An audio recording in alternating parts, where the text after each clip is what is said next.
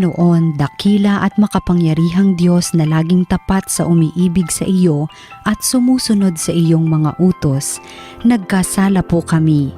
Nagpakasama kami at sumuway sa iyong mga tuntunin at kautusan.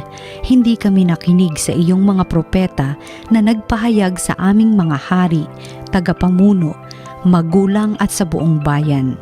Panginoon, ikaw ay laging nasa matuwid at kami ay laging nasa kasamaan tulad ngayon. Ang buong Juda at Jerusalem, ang buong Israel, ang lahat pati mga itinapon mo dahil sa kataksilan sa iyo. Kami po, ang aming mga hari, pinuno at ang aming mga magulang ay laging nagkakasala sa iyo. Ikaw, Panginoon, ay mahabagin at mapagpatawad sa kabila ng lagi naming pagsalansang at pagsuway sa mga utos na ibinigay mo sa amin na iyong mga alipin sa pamamagitan ng iyong mga propeta. Ang salita ng Diyos.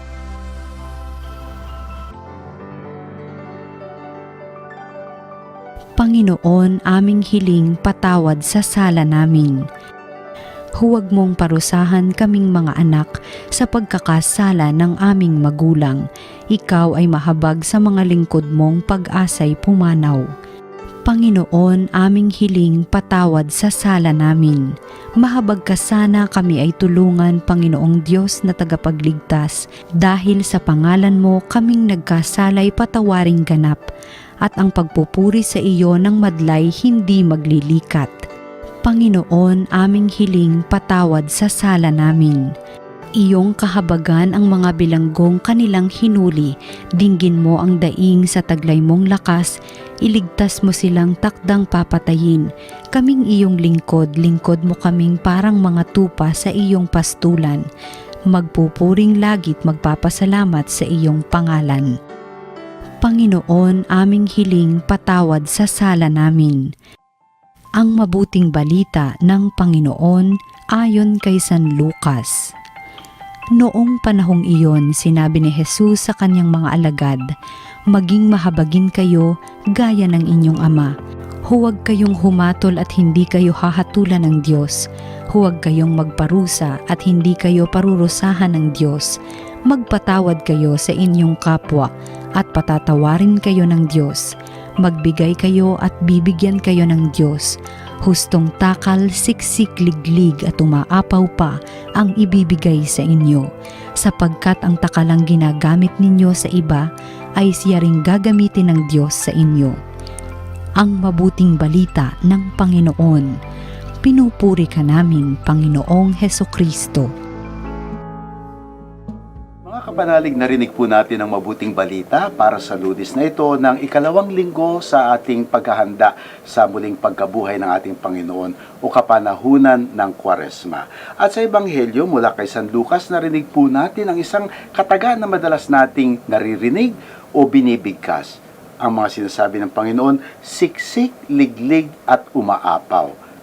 Kadalasan po, nababanggit po natin yan sa konteksto ng tayo ay tatanggap ng limpak na salapi, kayamanan at biyaya mula sa Panginoon. Hindi naman po siguro mali yun, pero baka nawawala lang po tayo sa konteksto. Sapagkat kung napakinggan natin ang Ebanghelyo sa araw na ito, makikita po natin na ito po ay maraming ibang kasamahan sa salita ng ating Panginoong Hesukristo at wala naman po doon yung yaman o salapi. Kung hindi ang sinasabi nga po ng Panginoon, maging mahabagin tayo sa ating kapwa. Tayo'y huwag mapaghusga, na tayo ay magbigay ng awa at pagtanggap sa ating kapwa. So yun naman po talaga ang tunay na kahulugan o konteksto ng siksik, liglig at umaapaw. Isang magandang paalala po sa atin yan, mga kapatid, na sa ating paggamit ng mga teksto mula sa banal na kasulatan ay mag-iingat lamang po tayo na hindi natin ma-misinterpret at hindi natin mamamali ang ating pakahulugan o mali ang ating pagka-represent sa salita ng Diyos at hindi natin ito magagamit sa hindi tamang konteksto. Kaya nga po, makita natin sa Ebanghelyong ito na talagang itinataas ng Panginoon ang level o pamantayan ng ating pagiging mahabagin o awa o pagpapatawad sa ating kapwa, na ang pamantayan po ay hindi lamang yung ganung sa atin, kung hindi yung sa Diyos. Sapagkat sabi niya, kung kayo ay mahabagin, ay mas mahabagin ang ating Ama. Kung tayo ay may awa, ay mas maawain ang Diyos. At doon nga po, ito ay mai-a-apply natin sa ating pakikipagkapwa-tao, sa ating ugnayan, sa ating mga kapatid. At sa konteksto po naman ng ating pagdiriwang ng Kwaresma, alam po natin na ang tatlong mahalagang haligi ng Kwaresma ay una, ang ating pakikipag-ugnayan sa Diyos sa pamamagitan ng pagpapatibay ng ating panalangin. Ganun din naman na ating pag-igihin ang ating pamumuhay Kristiyano sa pamamagitan ng paglalagay ng disiplina o pagtitimpi sa mga bagay na hindi naman natin dapat ginagawa. At ang pangatlo, ayun na nga po, yung ating kaugnayan sa ating kapwa.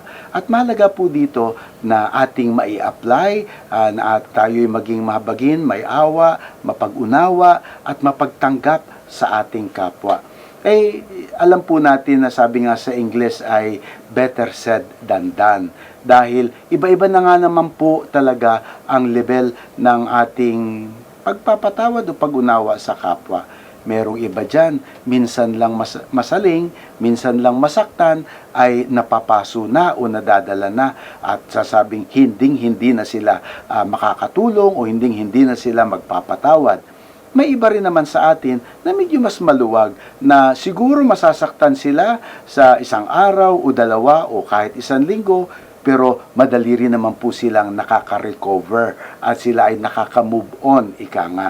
Sana po sa ating pamumuhay Kristiyano ay mapagpraktisan po natin, masanay natin ang ating sarili ngayong panahon ng Kwaresma na ang ating pakikiugnay sa ating kapwa ay mai-apply natin yung awa at habag.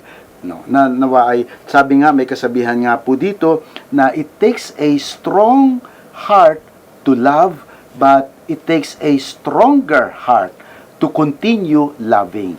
Dahil naman po, ang pagmamahal sa kapwa, hindi naman po talaga madali yan. Dahil may mga kapwa din naman tayong mahirap din mahalin, ika nga.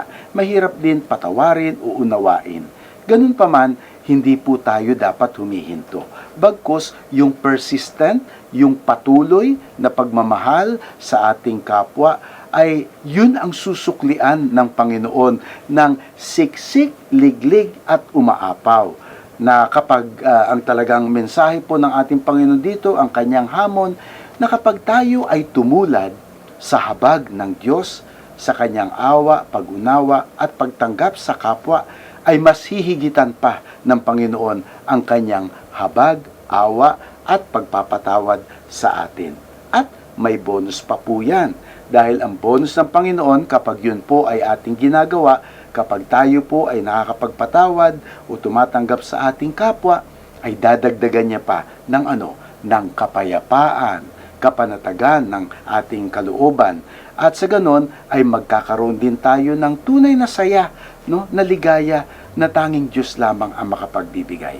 So mga kapatid, sa pagpapatuloy po natin ang pagdiriwang ng Kwaresma, nawa ay masanay pa natin ang ating sarili na tulad ni Jesus, tulad ng ating Amang nasa langit, na tayo rin ay mapaghabag, may awa, at hindi mapaghusga, mapagtanggap sa ating kapwa. Amen.